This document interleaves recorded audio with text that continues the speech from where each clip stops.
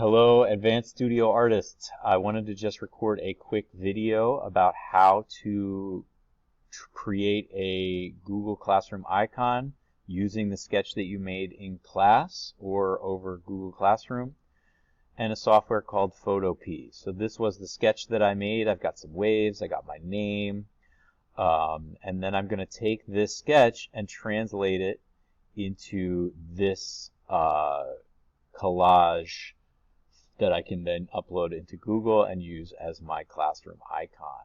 I added some things to kind of show more about me, but for the most part, I kept with all of my other stuff. So the first thing I'm going to do, we're going to use this software called Photopea. There is a link in the Google Classroom. This is a free version of Adobe Photoshop, and it's web-based, so you can access it from anywhere.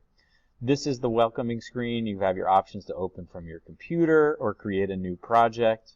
You've got a toolbar on the side and a files menu on the top. You want to open new project and go to Instagram. This will give you a nice perfect square, and then just hit create. When I hit create, this is my blank canvas, and you'll see the toolbars on the side, menu on the top, and then the other super important window is that layers window on the right hand side. So first thing I'm going to do is look for a background. In my sketch I had waves, so I'm going to now start adding, I'm going to look for waves and go to images. I'm looking for a wave that has a nice perfect curl. That's a nice one, but when I hover over it, it says 4,000 on it, which means it's like a really big file. So I need to find one that's smaller. That one's 5,000. It's even bigger. 4,000. So, I think I got one. 750 is a good size. Anywhere from 750 to 1,000 is pretty good. So I'm going to right click and hit copy, and then I'm going to go to edit and paste in order to get that, because you cannot paste, you cannot right click in Photopea. Now I can drag and drop and place it in the middle.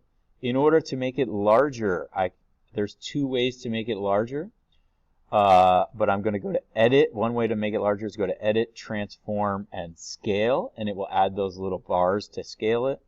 Or you can use the shortcut key, Alt-Control-T. Memorize that shortcut key because you're going to be using it a lot in this project. It is very useful for placing images in and moving things around and sizing them up and down. So now I'm going to stretch this out to fit into my window. When you're stretching stuff out, you want to always remember to hold the Shift key, because the Shift key will keep it in a perfect rectangle. Otherwise, it may get smushed or stretched out in different directions. So now I'm going to start to find some other pictures. Or no, the next step, is to make a circle, make this into a circle icon. To do that, I'm going to go over to my toolbar, and there's a feature called Rectangle Select. If I click and hold on that Rectangle Select feature, it will give me the option to turn it into a circle. So I'm going to do a circle select.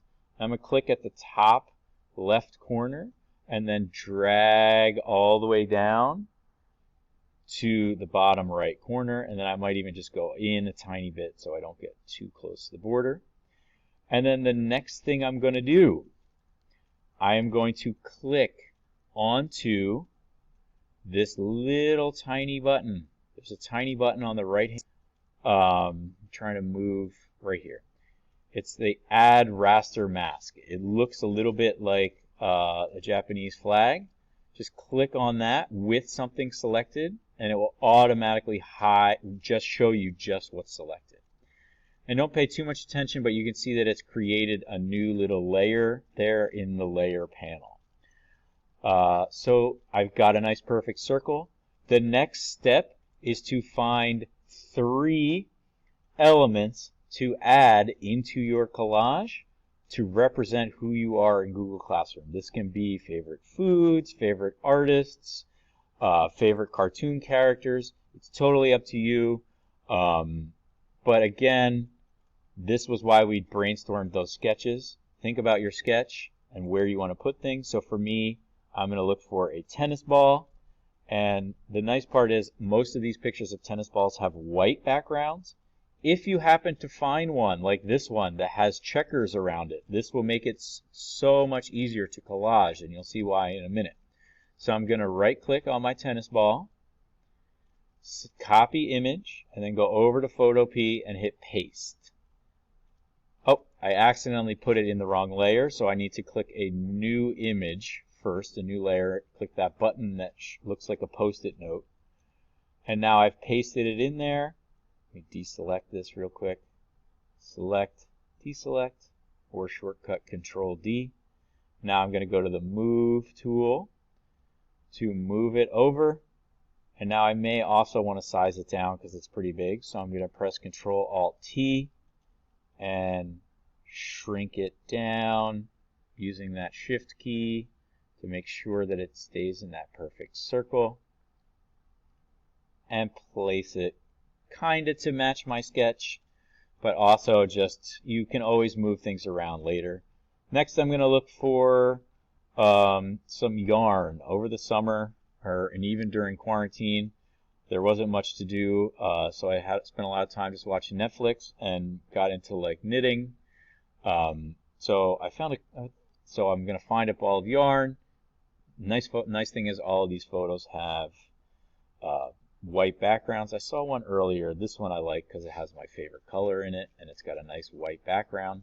It's not transparent, but that's not a problem because I can show you how to demonstrate how to remove that white space. Copy this image, create a new layer, and then hit paste. Control V, move it around. I'm going to place it here for now. Now I need to remove that white space. There's a couple tools to do it. I'm going to go, there's a button called Object Selection. If I click and hold Object Selection, let me try Quick Selection and see if it works. There's Quick Selection, Magic Wand, and Object Selection. Let me try Quick Selection. Oh, no, that didn't look like it worked. It selected everything, so don't do that. Press Control D to deselect and go to Magic Wand and just click on the white space that you want to remove, and it should automatically select just the white space. The only time this will not work, and just press delete to delete, the only time it will not work is if it's a white object on a white background. Control D to hide that. If there's any little tiny areas that you want to clean up and remove later, there's the eraser tool, which is shortcut tool E. I'm going to click on that, and then with my eraser, I'm going to just go in. I can make this a little bigger. Just kind of go in and just touch up that edge a little bit, remove it, and voila. I think now I'm going to go back to the Move tool and just drag it over here. It also, I don't like that they're the same exact size, so I'm going to press Control T, shrink it down a little bit. This just creates some variety in the composition. So looking at my original plan, I think next was my favorite food, tacos al pastor. So I'm going to go look for a picture of tacos al pastor. Now I'm looking for a picture that has like 2 or 3 tacos on a plate.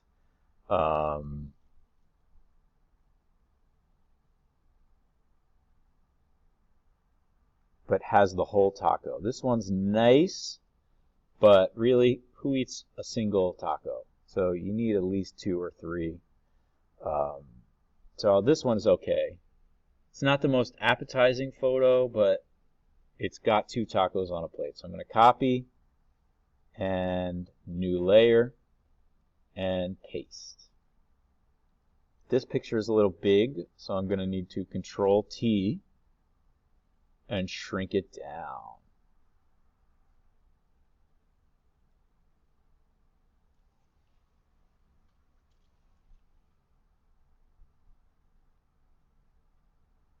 And so now to remove the background of this, there's one other tool that I want to demonstrate. I'm going to have to zoom in here using my magnifying dropper. There's this tool called the Lasso Select tool. So then I'm going to click and hold and use the Polygon Lasso Select tool because this kind of is a little easier to work with. And you kind of just click and move, click and move, click and move around the taco.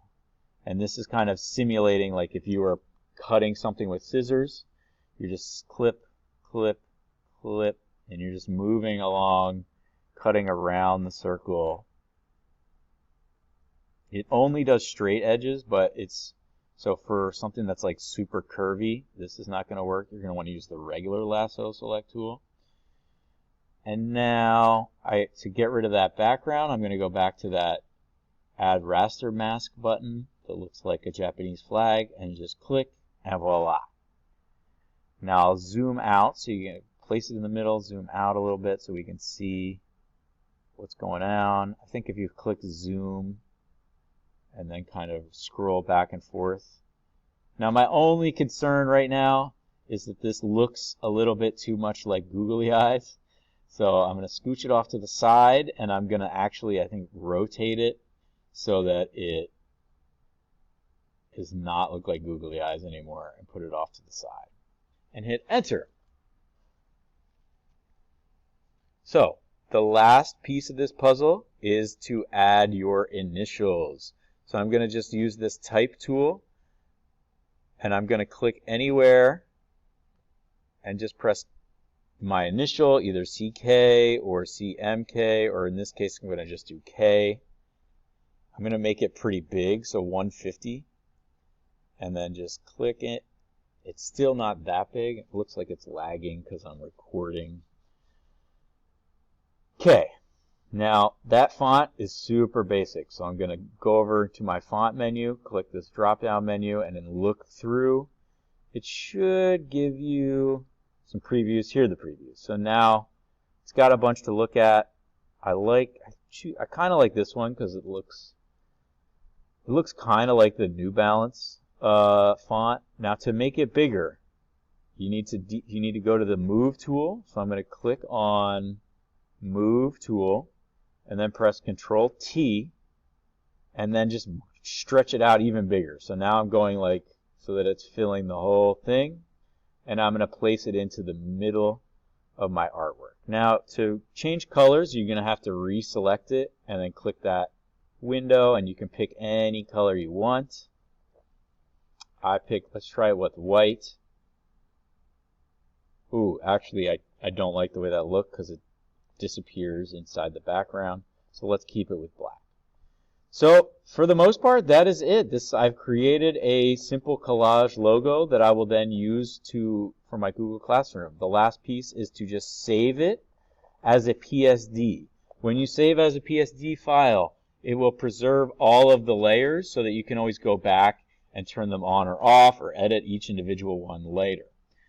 But you need to save a second copy in order to be able to use it to add it to your Google Classroom About Me section. So to do that, you go to Export As, and you save it as a JPEG.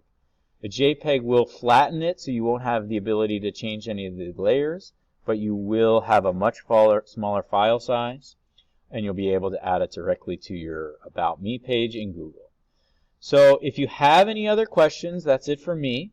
If you have any other questions, please reach out to me over Google Classroom or email, and we can set up a time to go over this. For your next class, please try to have 3 elements collaged into a background. So you want to have practice at least getting up to the lettering, if not already adding your initials. We'll get into typography a little bit more then. Thank you and have a great day, everybody.